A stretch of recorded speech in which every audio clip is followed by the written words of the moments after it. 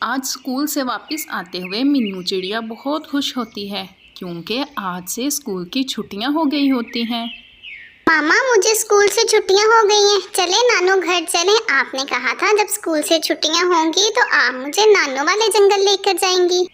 जी बेटा, मैंने बोला था मैं लेकर जाऊंगी। आप ऐसा करो, थोड़ी देर खेल लो, मैं पैकिंग कर लूँ, फिर हम चलते हैं। बुलबुल चिड़िया बैग पैक करती है और घर को ताला लगाती है। बुलबुल, तुम कहीं जा रही हो? हाँ, मीनू को स्कूल से छुट्टियां हुई थी तो हम इसके नानू के घर जा रहे हैं। मामा चिड़िया और मीनू दोनों नानू वाले जंगल की तरफ उड़ना शुरू कर देते हैं। रास्ते में नदी पर रुककर मामा चिड़िया और मीनू पानी पीती हैं। मामा, मुझे तो भूख भी लग रही है। मामा चिड़िया अपने बैग में से दाना निकालती हैं और दोनों दाना खाते हैं। दाना खाने के बाद मामा और मीनू दोनों आगे की तरफ उड़ना शुरू कर देते हैं।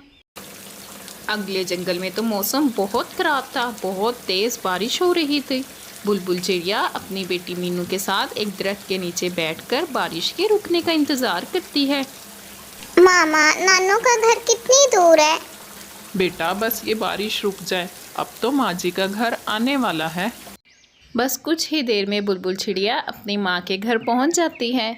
नानू, मीनू और मामा को देखकर बहुत खुश होती हैं। मेरी बेटी आ गई। मैं कब से तुम दोनों का इंतज़ार कर रही थी। मैंने तुम दोनों के लिए खिचड़ी बनाई है। तुम दोनों हाथ मुंह धो लो, मैं अभी खाना लगाती हूँ। नानू किचन में जाती हैं और खिचड़ी प्लेट्स में निकालती है।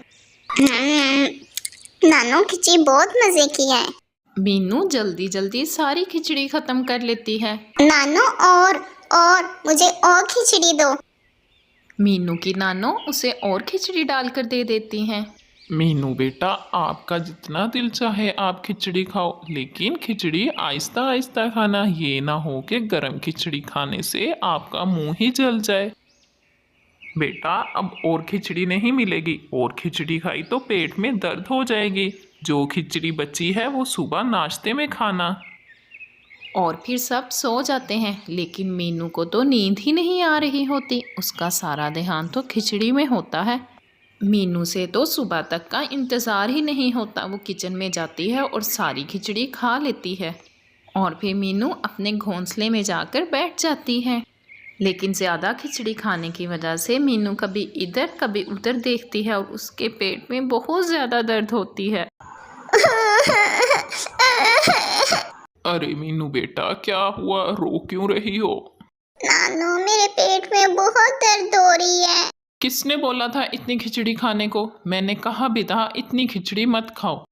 अरे क्यों डांट रही हो बच्ची को? मैं अभी जाकर कहवा बना कर लाती हूँ। वो पीने से देखना, मीनू के पेट का दर्द बिल्कुल ठीक हो जाएगा। नानो किचन में जाती हैं और मीनू के लिए कहवा बनाती हैं। मीनू बेटा, ये लो, तुम ये कहवा पियो। ये पीने से देखना तुम्हारे पेट का दर्द मिनटों में ठीक हो जाएगा। मीनू अपनी नानो का बनाया हुआ कहवा पीती है, जिसे पीकर उससे काफ़ी सुकून आता है। सॉरी मामा, सॉरी नानू, मैंने आप दोनों की बात नहीं मानी और आप दोनों को बहुत तंग किया। कोई बात नहीं बेटा, लेकिन बच्चों को हमेशा बड़ों की बात माननी चाहिए।